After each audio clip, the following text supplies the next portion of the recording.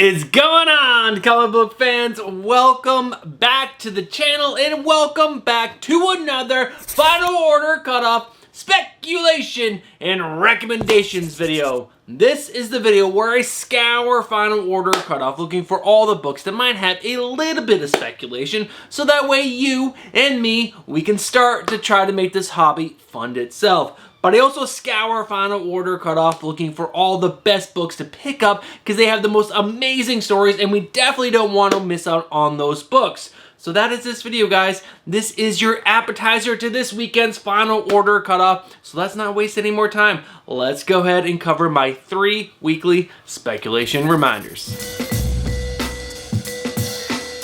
If you guys are seasoned speculators or you guys have seen this video series before, guys, look down in the description below and skip right ahead to Final Order Cutoff cover lever picks. But if you guys are new to this video series or new to speculation, hear out these 3 weekly reminders. And the first one up is the most important, and that is you guys have to do your own research. I'm going to present some information to you guys today, but what I need you to do is go check other comic book YouTubers you trust, other comic book websites that you trust, and other comic book apps that you trust.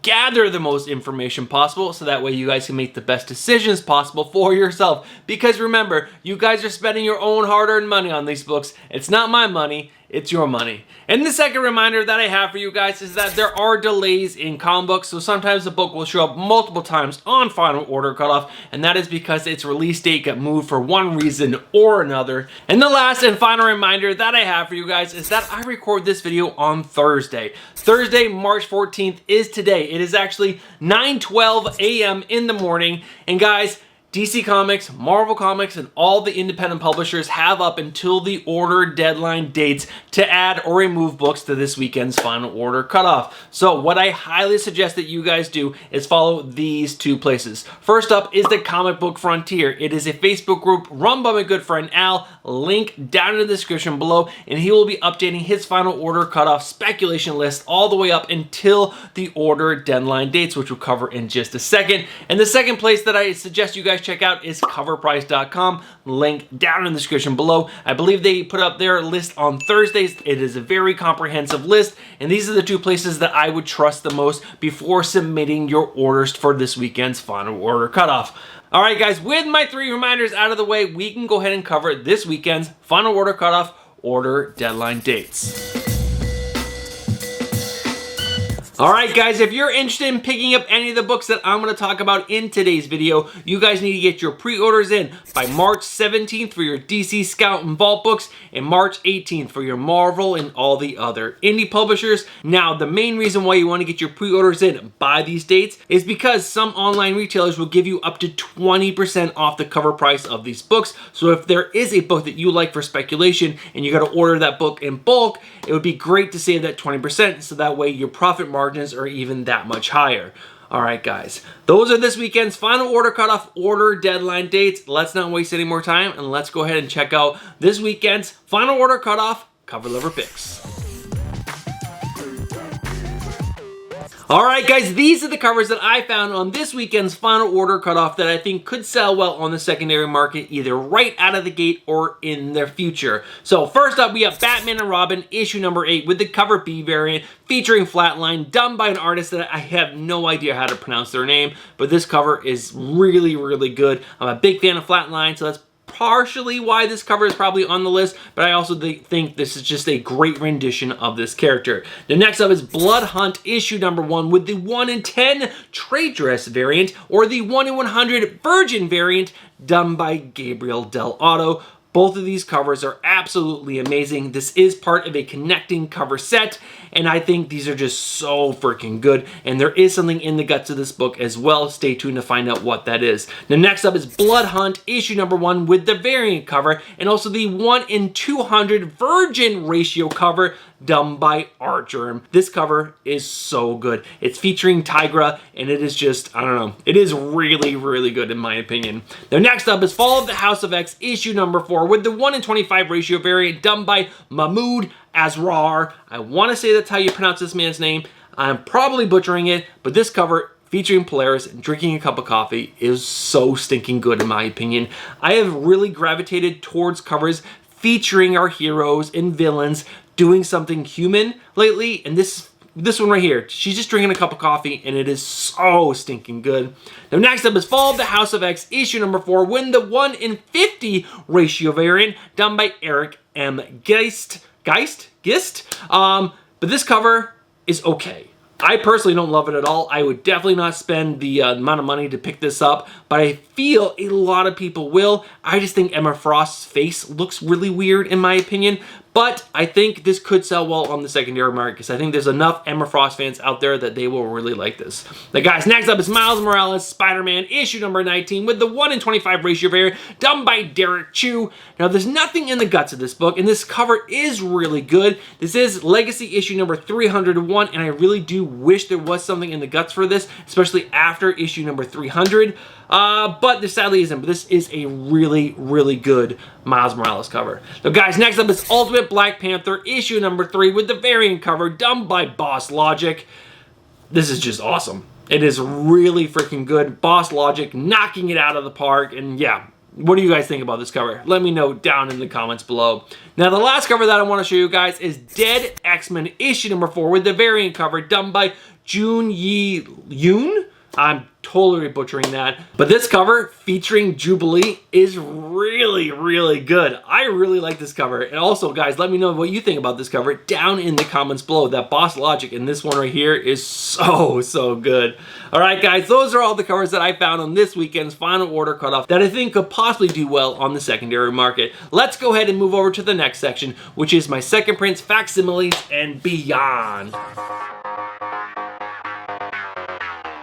Just a warning, there are a lot of facsimiles, second prints, and beyond, so we're going to go through these pretty quickly. First up is Jim Henson's Labyrinth issue number 1 with the Archive edition. Now this is the cover A. Now there is a cover B as well, and the cover B is done by Miguel Mercado. Obviously this is a reprint or a facsimile edition, but they're calling it the Archive edition. I'm not 100% sure if that's actually something different than just a reprint or a facsimile, but this is reprinting the original Labyrinth. I'm not sure from what year it is. I'll put it up on screen right now, but this is pretty cool, and that cover done by Miguel Mercado is really good. Now guys, next up is Amazing Spider-Man issue number 255, the facsimile edition. Now this has the first appearance of Black Fox, a cat burglar. Now guys, next up we have Spectacular Spider-Man issue number 1, the second print variant done by Humberto Ramos. Really freaking good artwork on this cover. And next up is Spectacular Spider-Man issue number 1 with the second print variant, but this is the 1 in 25 ratio variant done by David Marquez.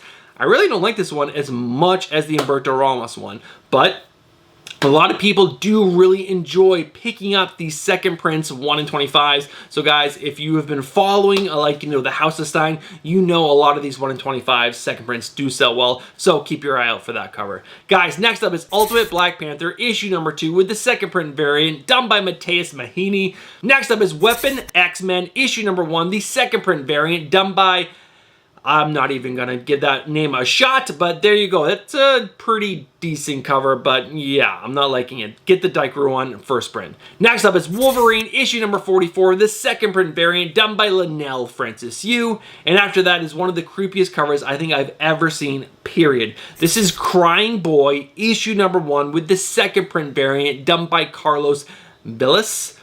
This is one of the creepiest covers I have ever seen. It is terrifying. It would definitely give me nightmares if I was a little bit younger and believed in that kind of stuff. But guys, this cover is terrifying.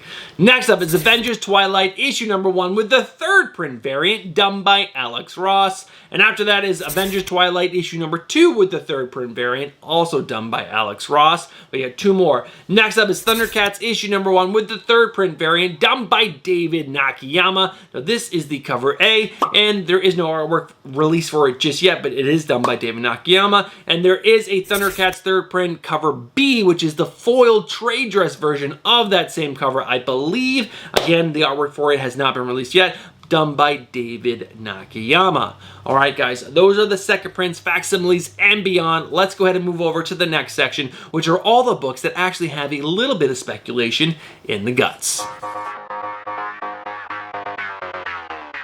Alright guys, these are the books that have a little bit of speculation in the guts. So let's go ahead and find out what we have. First up, we got Action Comics issue number 1064. Now this is part 1 of the House of Brainiac story arc. Now this also has the introduction of an army of Zarnians, the race of Lobo. Now what is interesting to me here is that I thought Lobo was the last of his race, but then we got introduced to his daughter, and now we have a whole army of his race. Now, what could be cool, now with an army of, like, characters from his race, we might have a bunch of first appearances to some of those characters, and maybe some of those characters stick around after it. I don't know. I haven't read issue number 1064, so I don't know if DC is leaning towards something like that, but there could be some first appearances in there. Now, next up is Sinister Sons, issue number 3, with the first appearance of Spaceman Joe. Now, in this issue, we get the two Sinister Sons get caught in a space whale, and Spaceman Joe is inside of that whale.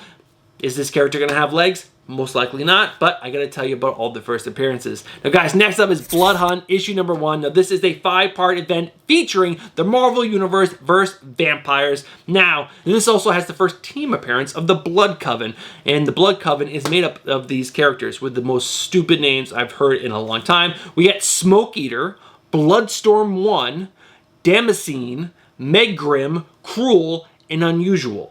Those are the names of these characters inside of this Blood Coven, which are supposedly supposed to be a bunch of badass vampires. Those are some terrible, terrible names. And the guys, next up is Blood Hunt, issue number 1, the Red Band edition. Now, the Red Band edition of Blood Hunt, issue number 1, contains additional pages of unexpurgated material that are too explicit for the regular edition, which basically just means more intense fight scenes with more blood and more guts. Now, I'm not sure if Marvel's done something like that in the past, but that is really cool if this is like a first time they're doing something like this, or if it's not, and I can see this book being less printed than the regular edition, so this book will be a little bit more rare. Now guys, next up is Roxxon Presents Thor, issue number 1. Now this has the introduction of Chad Hammer, a corporate mascot version of Thor in the employ of Roxxon. Now last up is Ultimate Black Panther, issue number 3, with the introduction of Ultimate Killmonger in Ultimate Storm. Alright guys, those are all the books that had a little bit of something in the guts. Now that we've covered all the books on Final Order Cutoff that might have a little bit of something that might be worthy of speculation, let's go ahead and find out what my spec picks of the week are. Alright guys, I'm not going to tell you to save your money, because I think there are a couple books that I think could do well on the secondary market, so let's go ahead and cover these books. First up, we got Blood Hunt, issue number 1, with the 1 in 10 traitorous variant and the 1 in 100 virgin ratio variant done by Gabriel Dell'Otto. Now, this is a connecting cover set, like I said before, but this artwork done by Gabriel Dell'Otto is so fantastic, and I also love that there's a little something in the guts. Even if it is a lame team, or a team of vampires with a bunch of lame names, it's still something. You got something there, and if these characters do something really cool in this series and they don't just all get killed, that's a little something. That will give it a little bit more legs, and these covers are just absolutely fantastic. The next up is Blood Hunt, issue number 1, with that 1 in 200 virgin variant done by Archer featuring Tigra. So good. So good. This is such a gorgeous cover. High ratio variant done by Archer. Little something in the guts. I really like it. Now guys, next up is Fall of the House of X, issue number 4, with the 1 in 50 ratio variant done by Eric M. Geist. Guys, I'm not sure which one it is.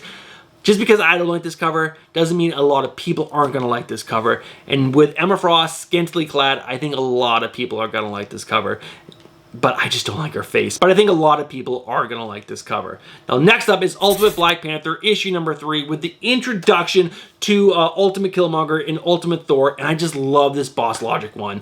Now, I would also pick up a couple copies of cover A to cover your bases, because cover A's for all these Ultimate series have been selling the best, I believe. I haven't checked the market in a little while, but with the introduction to these very important characters, I would say that the cover A and this Boss Logic cover are really good pickups. Now guys, next up is Dead X-Men issue number 4 with the variant cover featuring Jubilee.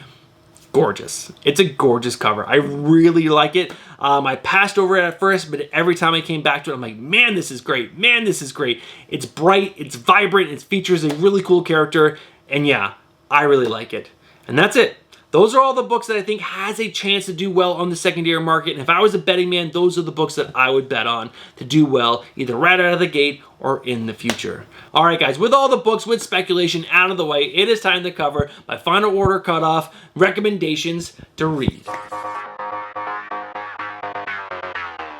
All right, guys, I found one new #1 on this weekend's Final Order cutoff from Dark Horse Comics that I think sounds really cool, really cool. So let me go ahead and tell you what this book is. It is called Operation Sunshine Already Dead, issue #1. Now this is coming from the writers of Henry Zabrowski and Marcus Parks and has art by David Rubin. Now, I've never heard of any of those guys before. Maybe I've read something from them in the past, but off the top of my head, I haven't read anything from them, but the synopsis really caught me, and I'm actually really excited for this book. So let me go ahead and read the synopsis to you guys. From the New York Times best-selling hosts of the hit The Last Podcast on the Left and David Blackhammer's Rubin comes the second installment of the humorous, horror, and action-packed comic book series that's Near Dark meets Ocean 11. Our ragtag group of young, alienated vampires head down to the swamps of Florida to disrupt a nasty ancient vampire party and to put into motion Operation Sunshine, their plot to steal a magical object that can turn themselves back to human and put an end to the elder vampires once and for all. Now, with this being the second installment, I guess I missed the first installment, but just reading that synopsis, I will pick up issue #1 of this second installment and just dive right in. It sounds really stinking cool, and if I have time, I'll go and pick up the trade for the first installment, but I know I don't. I can barely keep up with the books that I read for my Wednesday pull list every single week, so going back and probably picking up 6 more issues is, yeah, it's not gonna happen. But doesn't that sound cool? A bunch of young vampires going to, disrupt a party of a bunch of ancient vampires to turn themselves back into humans and then kill all the other vampires? I think that sounds really freaking cool. Now, there are some variant covers for this book, and I really like the one by Martin Simmons, I believe is the artist on the one. I'll make sure I put that up on screen for you guys now. But guys, does that sound cool? Guys, if you think that does sound cool, let me know down in the comments below. But that's it. That is the only #1 that I found on this weekend's Final Order cutoff that I thought sounded really cool. And that's going to be the end of today's video. So let's go ahead and wrap this video up. Alright guys, we are at the end of today's video, and I gotta thank each and every one of you for sticking around from the beginning to the end if you did that and you didn't skip around. So if you did that, I gotta let you guys know, you guys are legends. Now, guys, look down real quick. If you haven't smashed that like button just yet, do me a favor and smash that like button. Now, last but not least, if you guys enjoyed that video and you guys enjoy comic content and you're not subscribed, I just gotta say, what are you doing? Get yourself subscribed, hit that bell for notifications, and smash that like button. All right, guys, that is it for me this week. I'll be back on Tuesday with the Wednesday pull list. I don't know how I'm going to read 20 issues of comics or something like that on Monday because I'm going to be gone all weekend, but fingers crossed I can somehow pull that out of my butt. All right, guys, have yourself a great weekend, and I'll catch you guys in the next one. Peace.